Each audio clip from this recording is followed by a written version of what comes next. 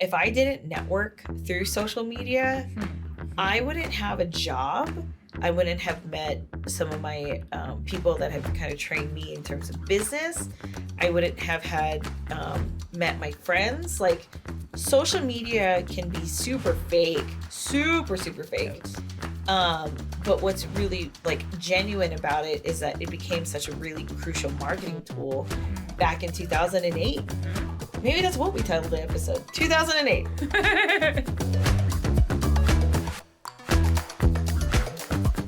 Like, no, I don't know if I have any check.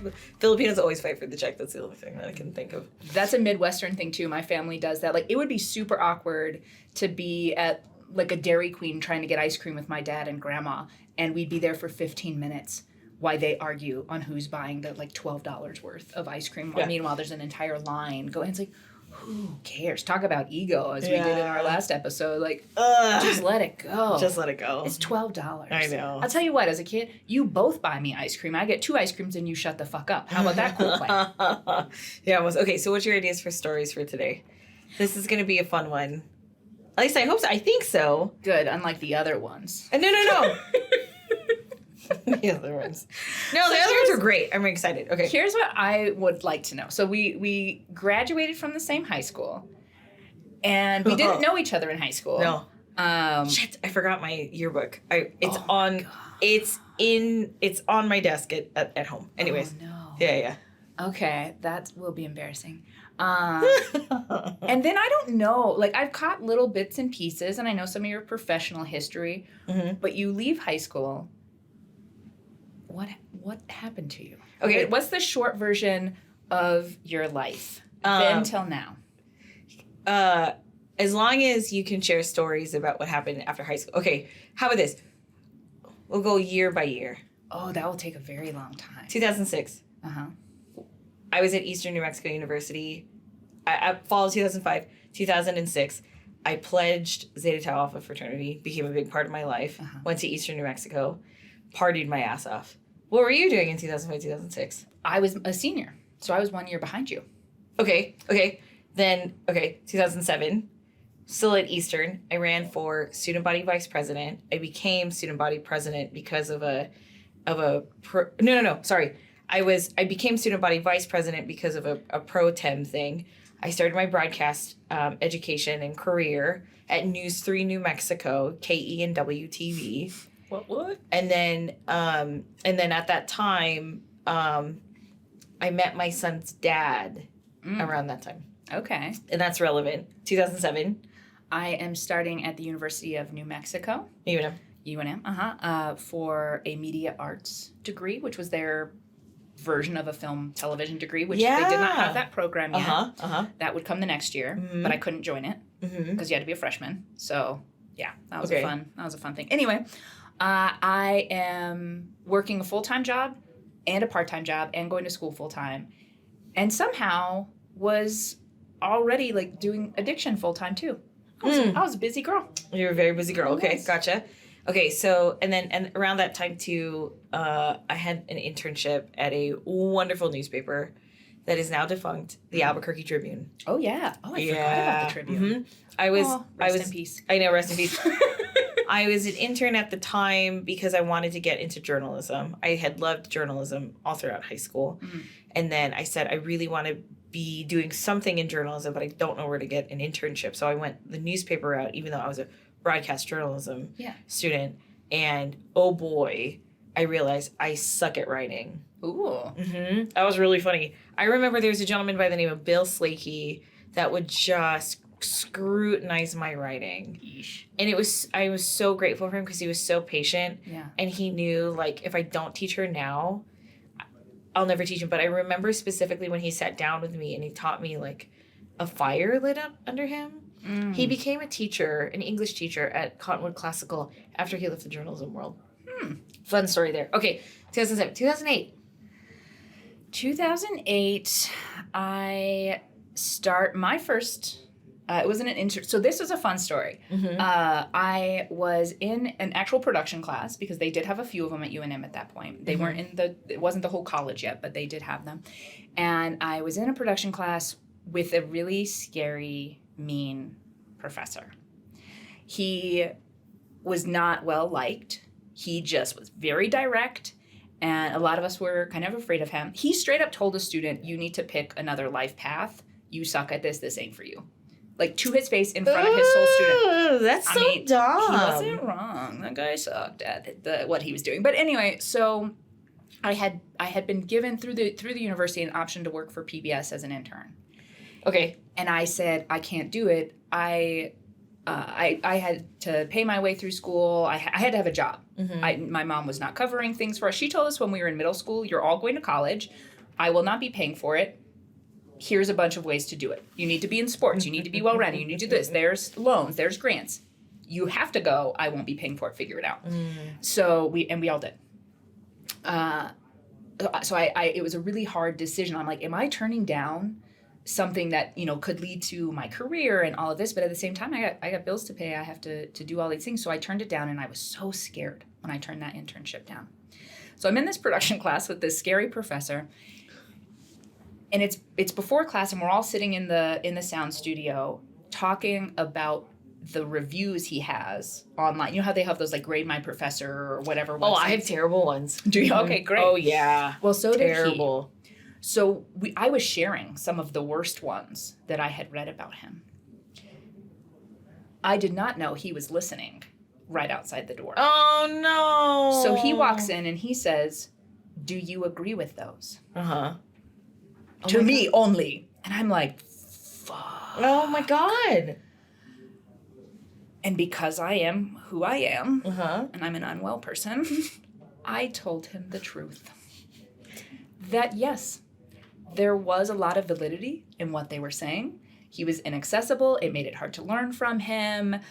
His approach was not like for young college student. I was just like, bleh.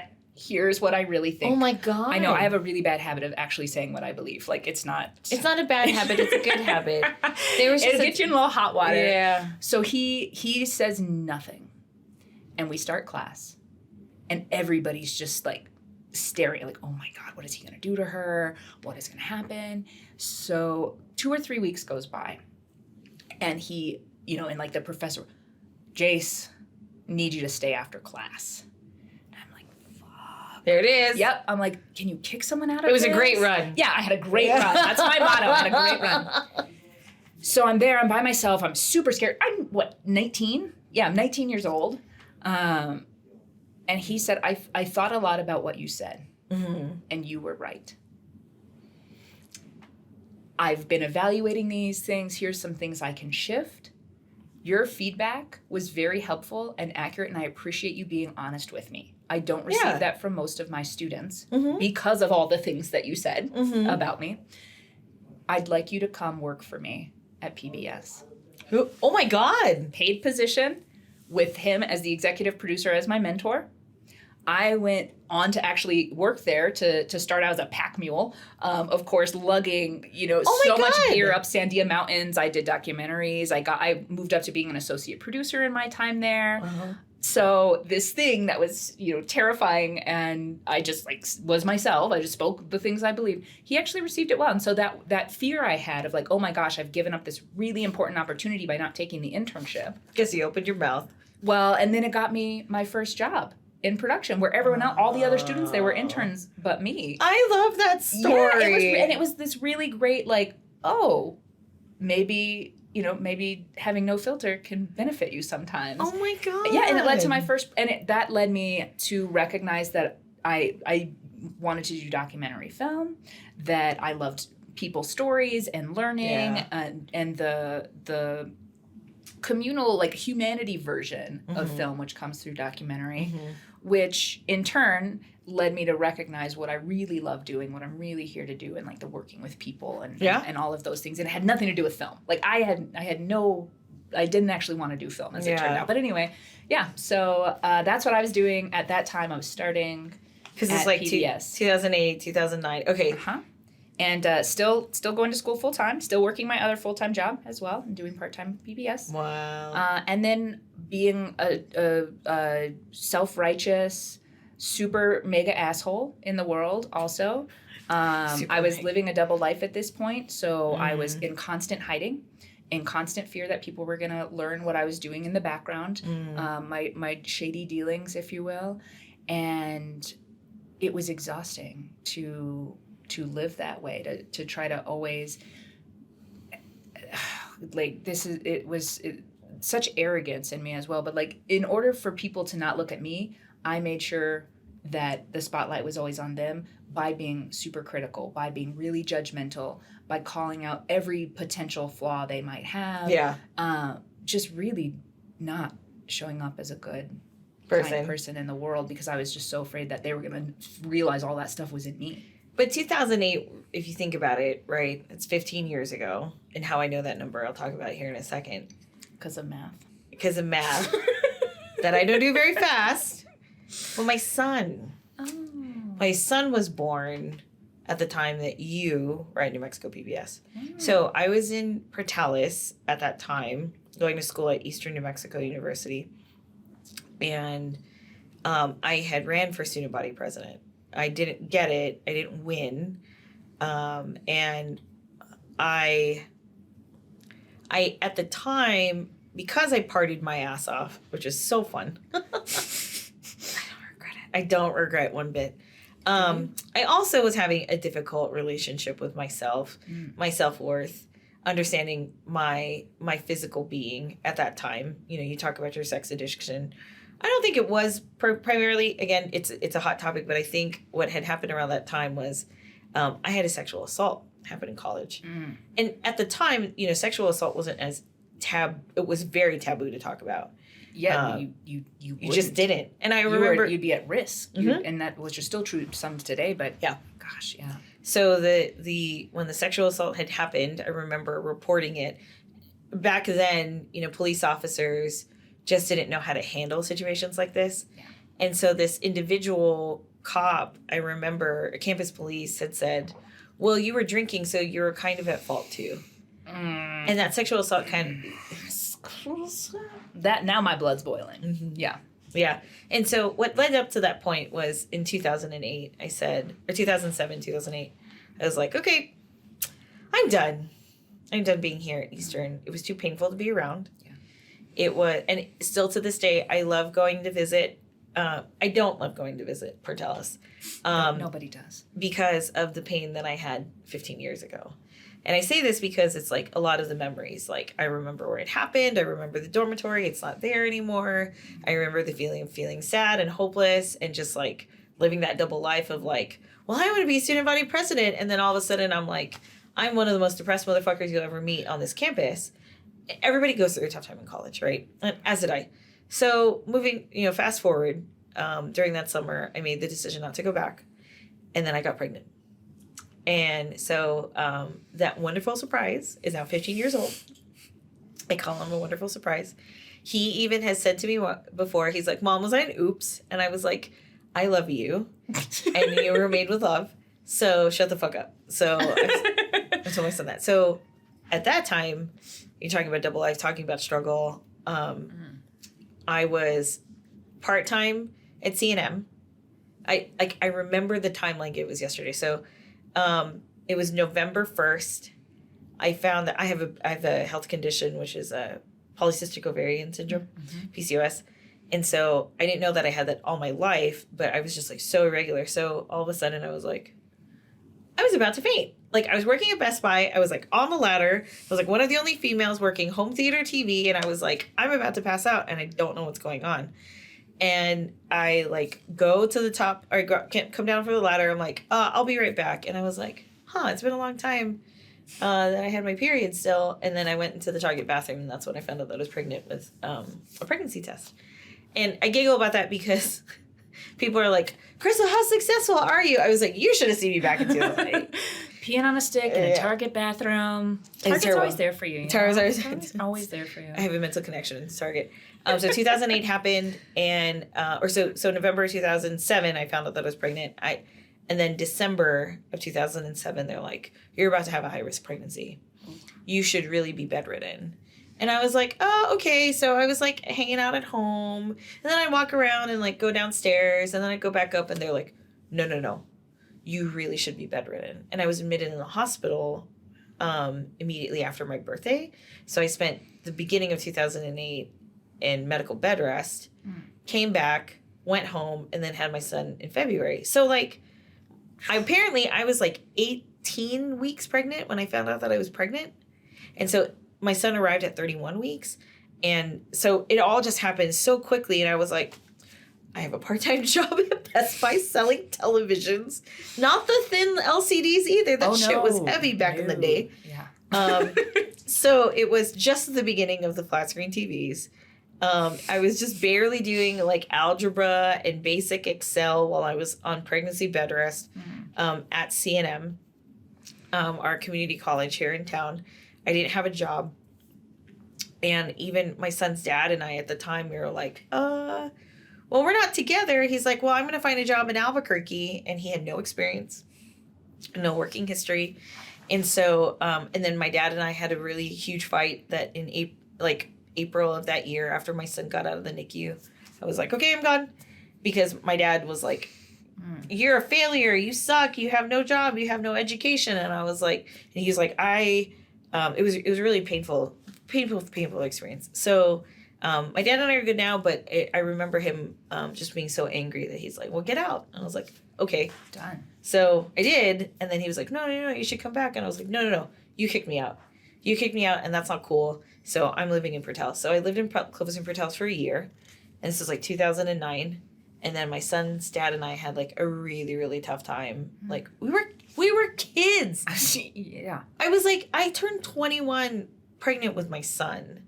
Right? We didn't have that notion of what life would be like. And we thought, talking about preconceived notions, we thought we would be together, but we just couldn't be together.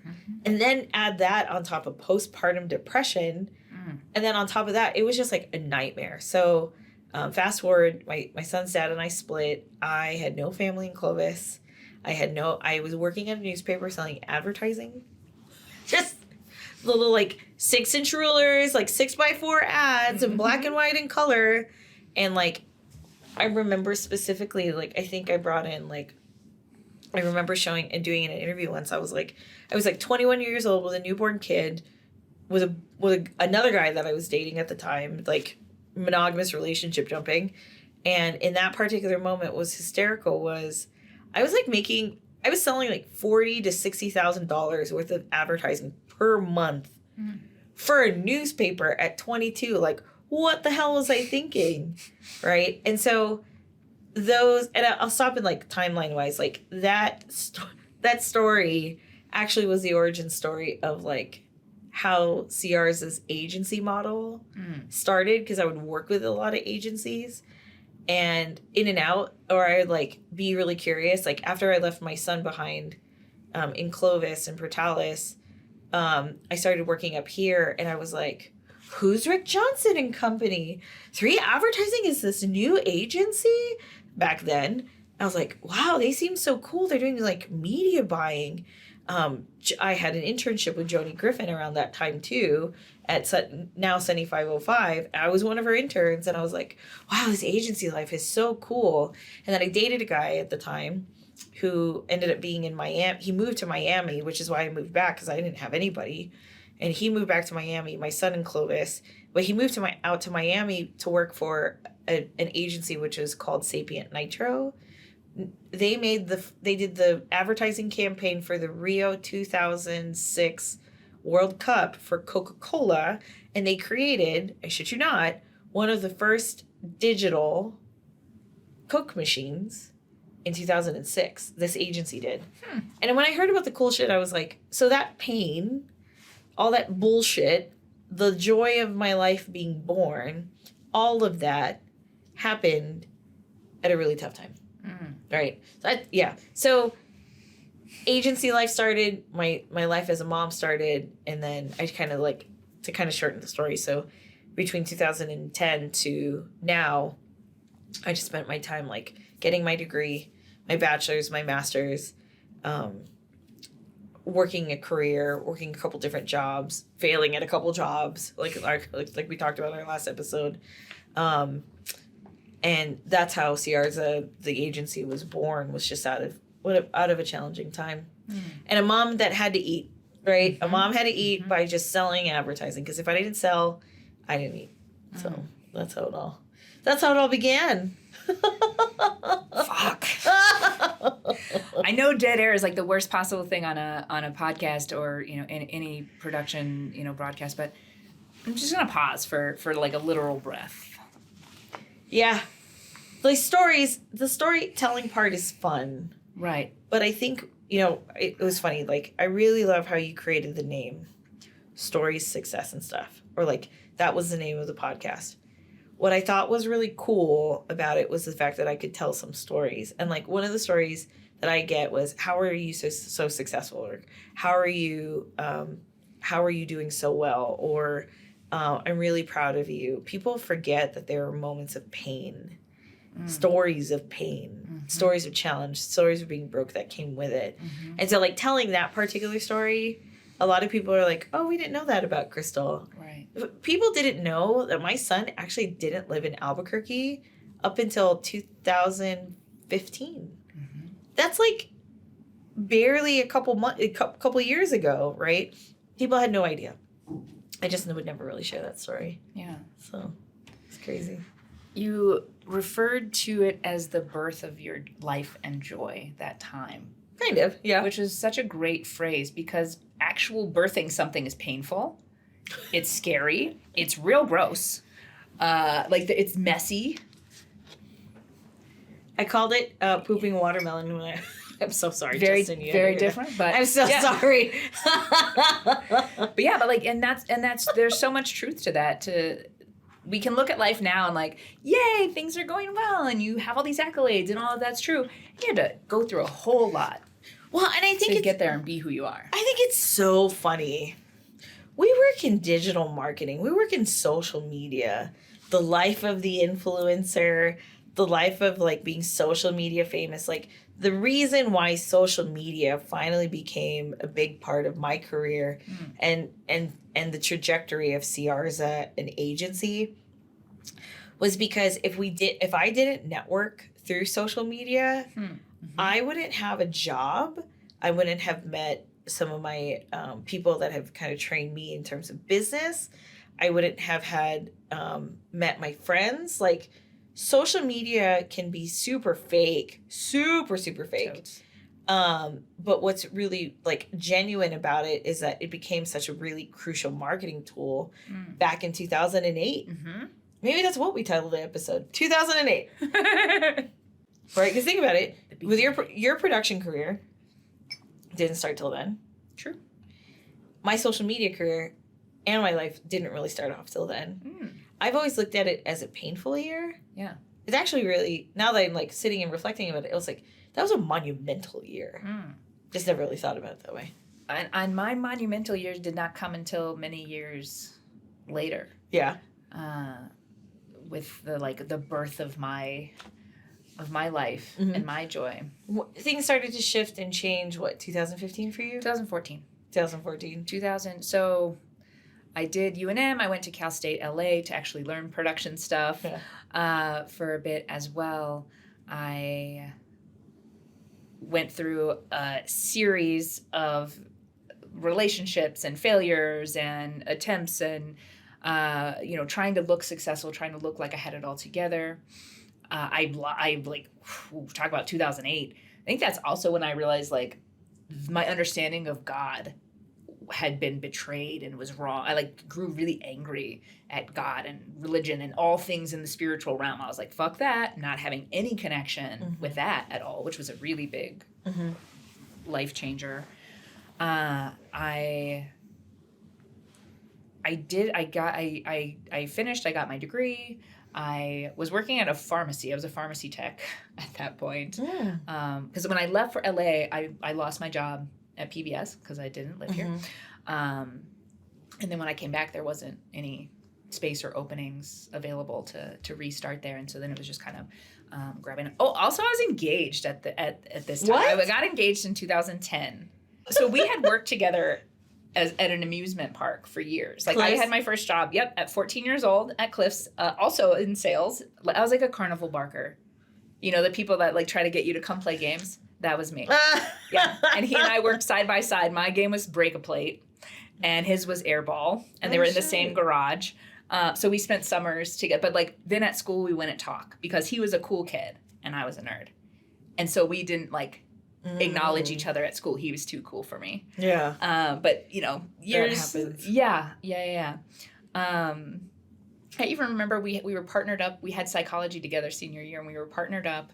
And he like pushed the whole project off on me, and I did it. I like did it by myself. Oh my God. Yeah. Because he would like had other cool kid things to do, and I was like a nerd, and I'm like, I'll do our project. But anyway, so we graduate, we go off to college, this, that, and the other, and then I'm at the grocery store with my roommate at the time, and we're getting stuff to make margaritas because I'd been doing a fair amount of traveling when I was in college. I was big into the swing dance world. Oh yeah. Yes. The revival was very present with swing dancing. So I was. Did you used to go to Tuesdays at? Oh yes, at Heights. You better believe it. Oh my God, I did too. Nice. In high school, we crossed. Yeah, we crossed paths. I started there when I was 16.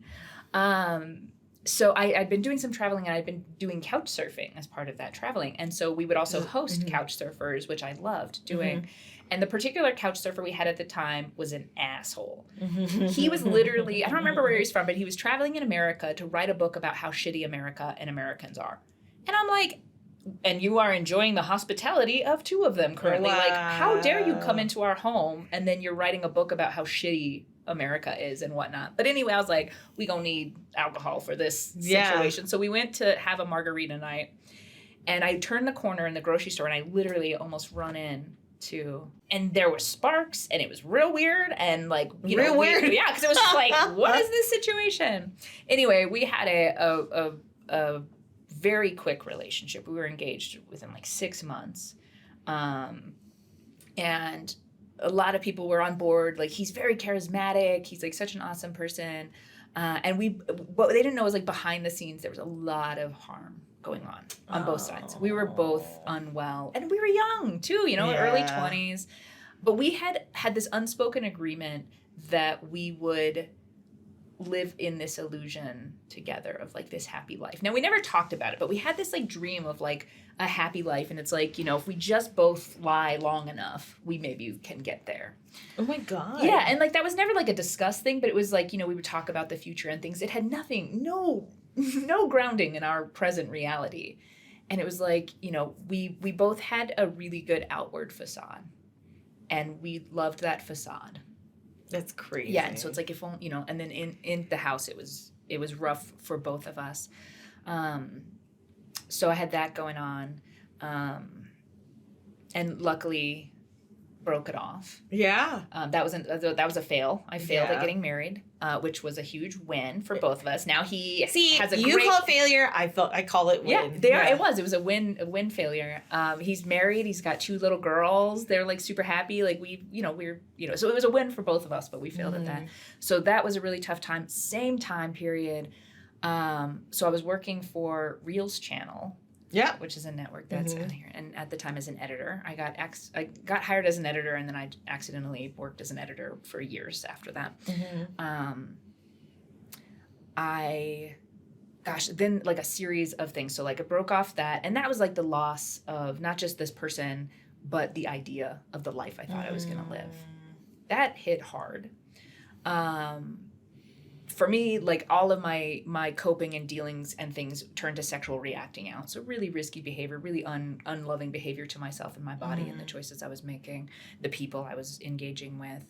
And so I break that off. I'm like in turmoil. A good friend of mine attempts suicide while I'm on the phone and have to listen to all of it and not be able to do anything about it. Because they didn't live here in town. They did. I didn't know where he was, but I had to literally listen to him. Oh, no. What do you do? Hang up? Like I had no idea what to do. That was really horrible. And like, so again, it was like a series of these really difficult things. Same year, we're in 2011 or 12 at this point. I got laid off. From Reels Channel. They did a big layoff. I remember that. Yeah. Yeah. And it was one of the best things that happened to me because the only thing I had going for me that I could present to the world, like, see, I'm successful, see, I'm okay, is I had a cool network job. And it was all of my worth was put into that job. And then I lost it in an instant. Like, that was such a gift because I learned at that very young age that my job wasn't going to be the solution for my happiness and my worth because it wasn't actually in my agency. Yeah, because if you think about it, right, if you do the math, that was like the 2008 to 2014 time frame. 2000. Sorry, you lost your job in 2012? 2014? Yeah, I think it was 2011 or 12. It was in December. Yeah. Yeah, one of those years. So we were the recession kids. Yeah. We got out of the recession. Yep. We were expected to have some type of career after college because if we did the math, we were supposed to be graduating 2009, 2010, and we may or may not have. I didn't. And so in that time frame, there was a lot of us that were just kind of like suffering in silence about what to do with our lives. Like we just didn't have our shit together, even though we wanted to show that we had our shit together. Well, and the world didn't have its shit together. No, it was the promise that had been present in our parents' generation of like, go and get your degree, then you get a job in the field of your degree, and you know that was all in shambles. Totally gone. So some of the folks that I know that were around that time, they went and got their masters. They graduated with their masters in 2014 or something like that. For me, I went back to school. I decided to go get my bachelor's, and at that particular time, I was defined by my career as well. I was like, I'm on social media. I am definitely going to make sure that it looks like I have my shit together. So 2010, I worked for the Journal. And then I become a salesperson, then director of advertising and event planning for the Greater Albuquerque Chamber of Commerce. That sounds very important. It sounds very important. Very important. It was not. and then from there, I worked at Heritage, and then I worked at another public relations firm, the Garrity Group Public Relations. I was defined by my career. But what I also learned at that time, I am the worst employee. I am the worst employee. I hated, and I at first I was like, I remember apologizing to my ex at that time. I was like, you should probably break up with me because I can't keep a job. I was so stupid to say that. But then I realized, right, and there's probably another odd jobs here, like I worked at a cupcake shop just to make ends meet for funsies, right? Yeah. So, fast forward, I'm young at that time and I didn't know any better. And that was when I was doing like the 50 to 60 hour work weeks. Yep. Oh, yes. Because it was the right thing to do. Not that I don't do that still, but it's not as, there's a different priority in your life around that time. And then that was when like you could go in at 9, work until 7, go to the bar until like 11, and wake up and not have a hangover and do it all over. It's like, I'm tired just hearing that story. But those were the things that we used to do back I used to do back in the day. So yeah, around that time, so you have your, I remember just feeling like this was the job I was supposed to be at for a really long time. And I was hired on my reputation of being a social media expert at that time. And it was a blessing to be constantly fired from those places or let go because you realize like now you know what a good manager looks like. Yep. Now you know what a bad manager looks like. Now you know what good communications is. Now you know what bad communications is. You're doing field research. Exactly. Well, most importantly, the traditional way of working was not my style. I hated it. Yes. I hated coming in right at 8. I used to get scolded because I didn't leave at 5. Like, I remember those feelings of saying, like, this is not what I want my company to look like. It had always been my dream to be a business owner. And it was around that time that I was like, I remember 2010, I was laid off for the second time, and I was like, maybe it's time for me to start my social media business. And then I looked, and I saw how other people were doing it. Granted, people started to make a business out of it in 2008 because of the recession happening, and Twitter was just Twitter and Facebook were such a more cost-effective tool for advertising at the time. Bingo. And then in 2010, I was like, I kind of want to see how other people kind of float by. And then it was 2014 that I was like, all right, let's go. I had 3 clients already in the queue, had my legal paperwork already in, dotted my I's, crosses my T's in terms of preparing for the business. But I was like, let's go. And I remember those were the critical years, right? Yeah. Your career defined you, and then you realized, no, I'm not going to let a career define me. I'm going to define myself, and I'm going to write my story. Oh, no, I was nowhere near that yet. Really? Oh, gosh. 2014, that's interesting that's when things like took off for you. That's when I had my suicide planned. I was in motion. I'd gotten to a point where I genuinely, deeply hated myself. I was lying to everyone in my life. Everything was such a mess. I had no hope. I believed that I would never be able to connect with other people because I was such a shitty person, that no one should be around me, that it was harmful for people to be around me, which I had evidence to be fair, that I really, really believed the best thing I could do for the world would be to leave it. That's unfortunate, dude. It is. It is. Yeah. So what was your coming to Jesus moment? Well, so I'm in that space, and I had recognized around the same time, like within the same week or two, that I had been using sexual behavior as a coping mechanism, just like people use drugs and alcohol and things.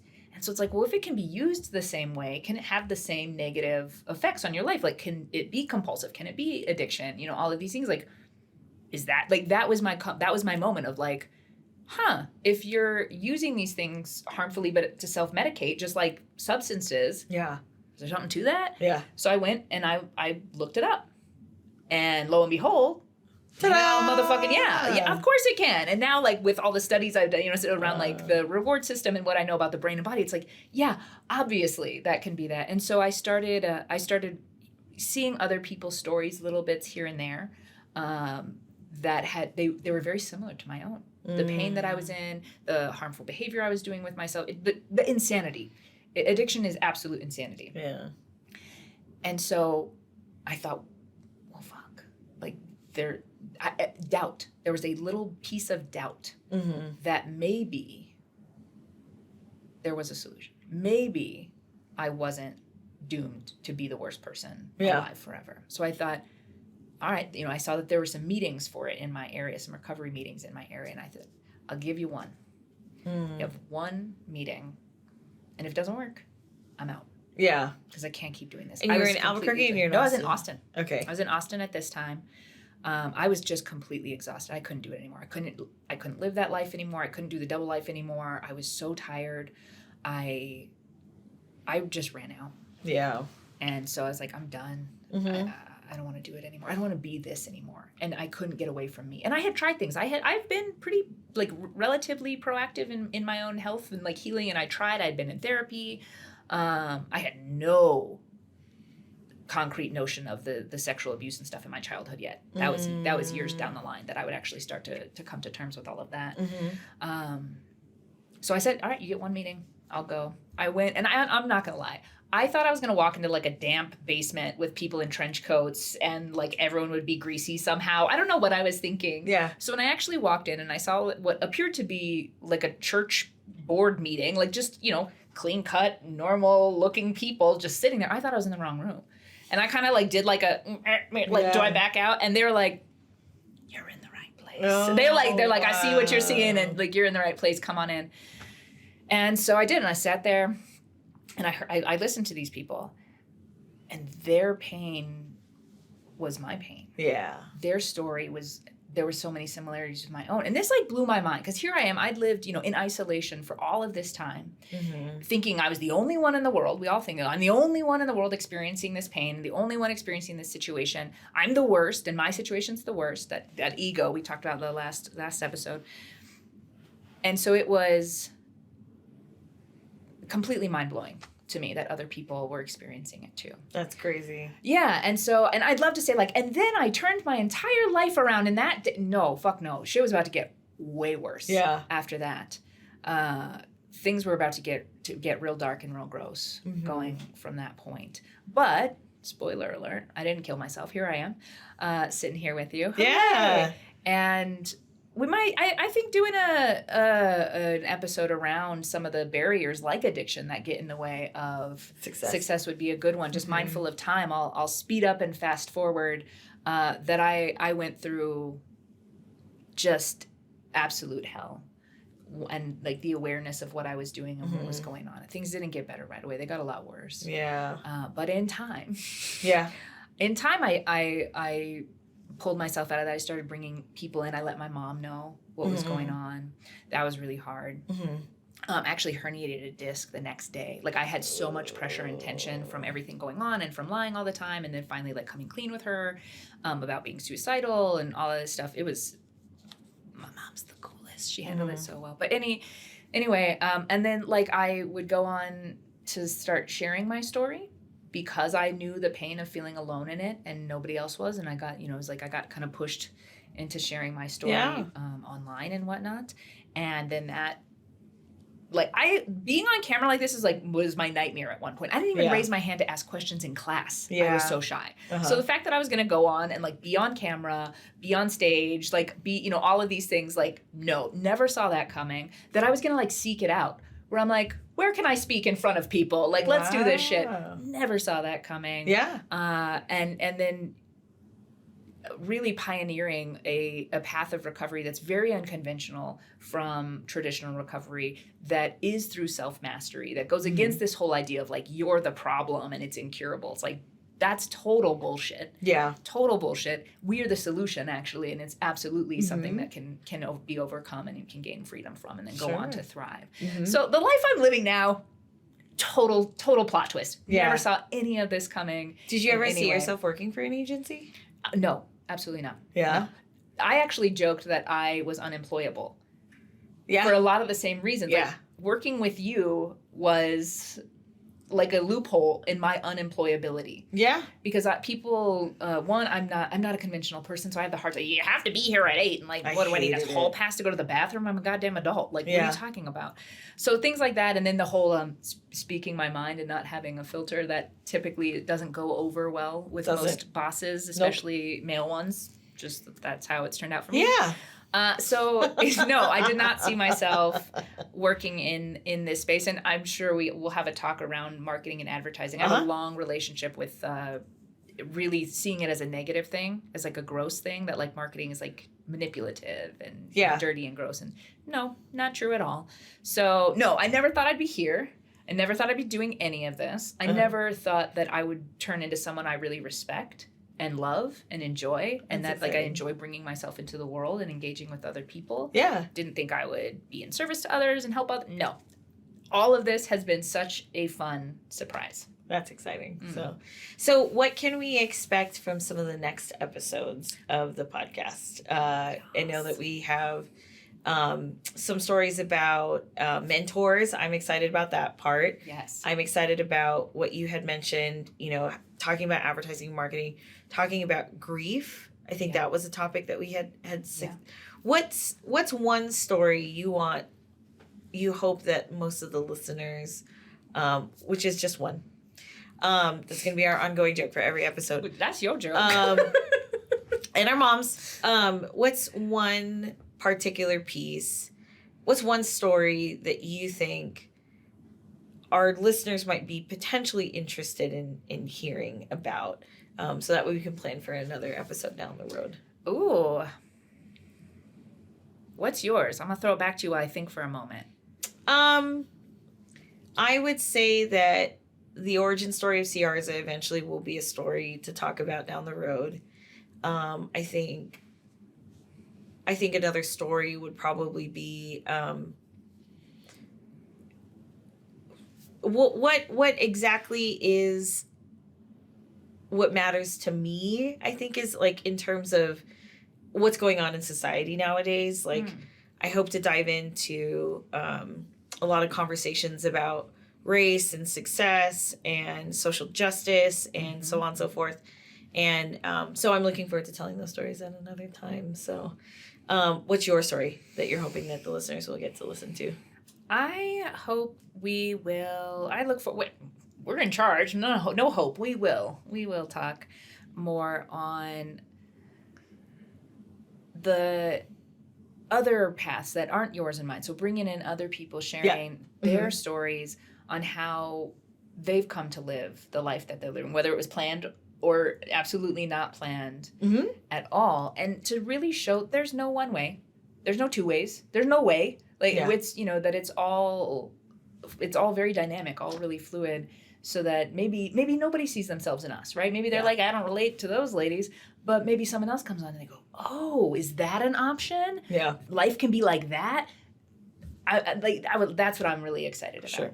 Yep, most definitely. Well, thank you for sharing your stories. I really appreciate it. And you. And I hope that you all get to listen on your favorite podcast channels and follow us on our social media channels. But this is Stories, Success, and Stuff.